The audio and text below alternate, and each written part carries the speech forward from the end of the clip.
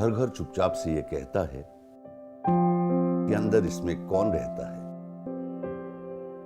किस हस्ती की हुई थी इस घर से शुरुआत, किन लोगों ने थामा था उनका हाथ। आइए सुनते हैं सितारों की जुबानी उस घर की अनोखी कहानी, क्योंकि हर घर कुछ कहता है। नमस्कार, मैं हूं विनय पाठक। एशियन पेंट्स हर घर कुछ कहता है में आज हम एक ऐसी हस्ती की यादों की गलियों में घूमने वाले हैं जिनकी कमर की एक ठुमके पर सारा देश झूम उठता था। जी हाँ, भारत के हीरो नंबर 1 विरार का छोकरा गोविंदा। विरार और आप एक दूसरे के पर्याय हो गए। मतलब विरार का नाम कोई भी लेता है तो बिना आपका उल्लेख किए विरार का कुछ मायने ही नहीं है। सच ये है कि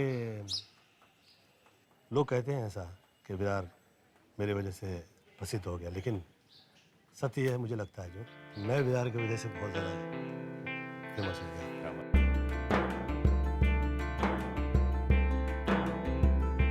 जी भैया, आपके पिता अरुण जी फिल्मों में एक्टर थे, फिर विरार से आपका रिश्ता कैसे जुड़ा? डैडी हीरो हुआ करते थे, बहुत साल वो हीरो रहे। फिर उन्हें लगा कि वो फिल्म बनाई उन्होंने, वो चली नहीं। वो बांद्रा से काट रोड से निकल के विरार आ गए। मुझे ऐसा लगता है कि जैसा ये गांव था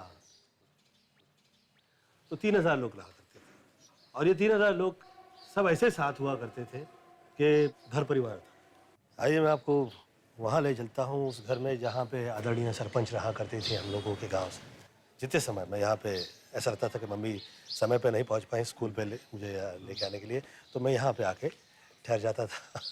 तो यहाँ से मम्मी मुझे आके अपने घर फिर ले आ जाया करती थी। और आज इनकी जिंदगी के कुछ खास लम्हे इनका इंतजार कर रही हैं।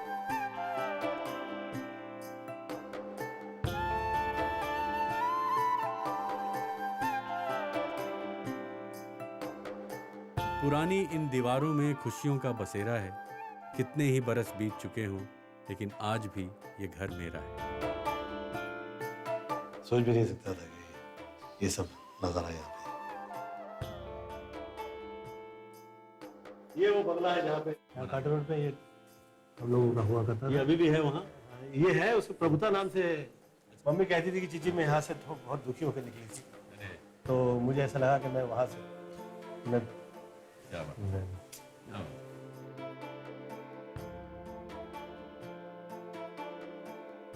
ये वो चाल है जहाँ पे मैं पैदा हुआ, यहाँ हम लोग रहा करते थे। ये यहाँ पे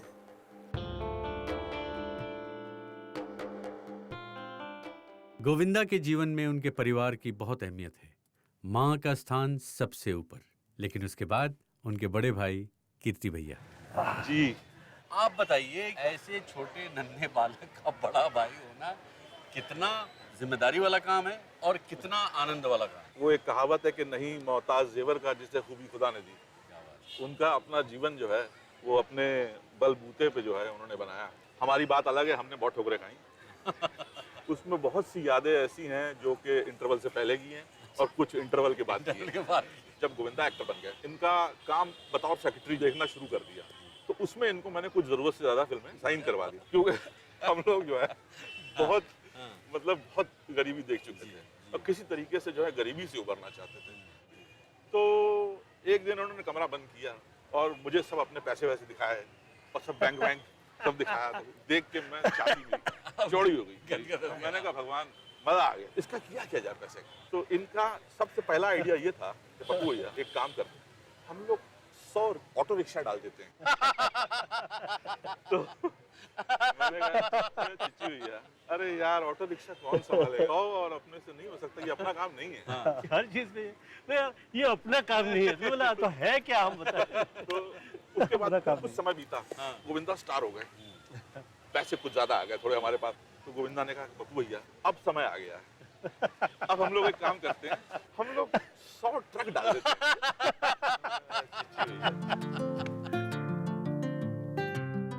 चलो कदम घुमा लें उस घर की ओर जहां माँ बुलाती थी परियां और कहानियां खींचती थी नींद की डोर। वहां अब घर ना हुआ तो क्या, उससे जुड़ी कितनी यादें हैं जो आज भी करती हैं आंखें नम। शेख मास्टर का ये चौल, यहाँ वही घर था जहाँ गोविंदा का बिल्कुल गैर फिल्मी बचपन बीता, जहाँ इनकी सफलता के बीज बोए गए।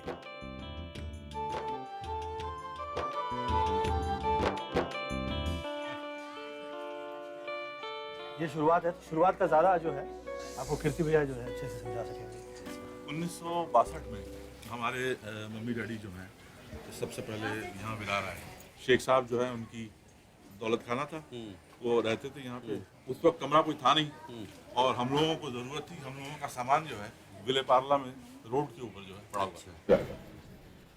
तो उनके किचन में जो है हम लोगों को पनाह मिली। उस दौरान उन्होंने जो है हम लोगों को पीछे एक छोटी सी इमारत खड़ी कर दी, हम लोगों के लिए 4 कमरे बनवा दिए।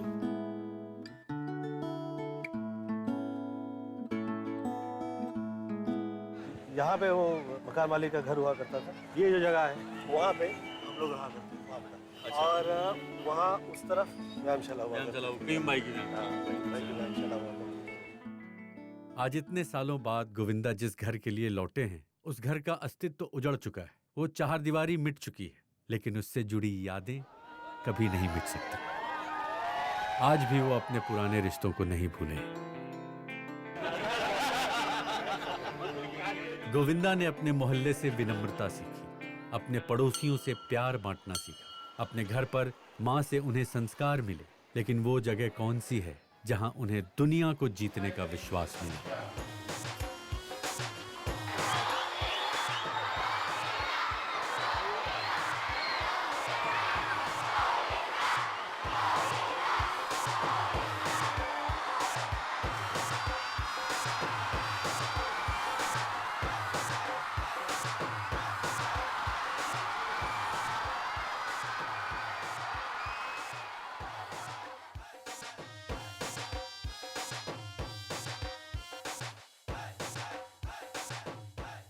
गोविंदा भले ही बचपन में मिथुन और जितेंद्र की डांस की नकल किया करते थे, लेकिन आज हर बच्चा गोविंदा जैसा डांस करना चाहता है।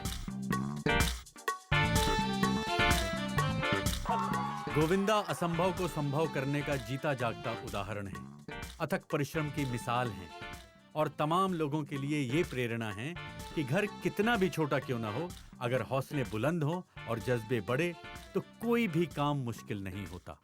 एशियन पेंट्स हर घर कुछ कहता है में मैं विनय पाठक एक और घर की रुमानियत को लेकर हाजिर होऊंगा। तब तक के लिए अलविदा।